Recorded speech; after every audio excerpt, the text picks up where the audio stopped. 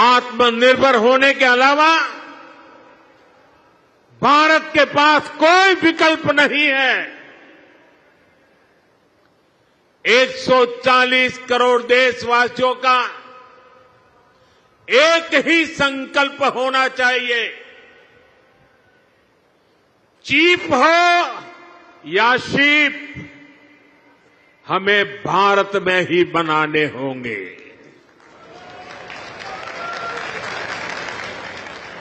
इसी सोच के साथ आज भारत का मैरीटाइम सेक्टर भी नेक्स्ट जनरेशन रिफॉर्म्स करने जा रहा है। आज से देश के हर मेजर पोर्ट को भांति भांति के डॉक्यूमेंट से, अलग अलग प्रोसेसेस से मुक्ति मिलेगी। वन नेशन वन डॉक्यूमेंट और one nation one port process अब व्यापार कारोबार को और सरल करने वाली है। हाल में ही जैसे हमारे मंत्री जी सर्बानंद सोनोवाल जी ने बताया, मॉनसून सेशन के दौरान पार्लियामेंट में हमने ऐसे अनेक पुराने कानूनों को बदला है जो अंग्रेजों के जमाने से चले आ रहे थे।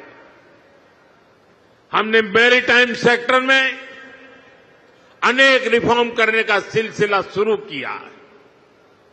हमारी सरकार ने 5 मैरीटाइम कानूनों को नए अवतार में देश के सामने रखा है।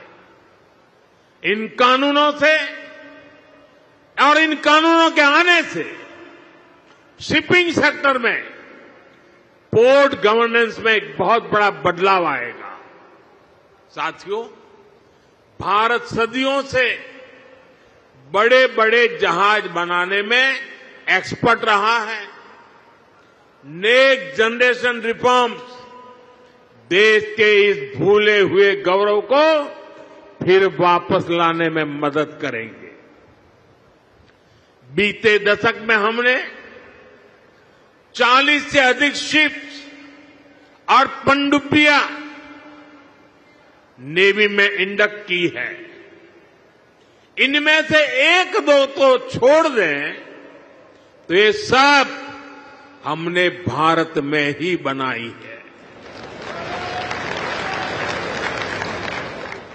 आपने आईएनएस विक्रांत के विषय में सुना होगा। इतना विशाल आईएनएस विक्रांत भी भारत में ही बना है।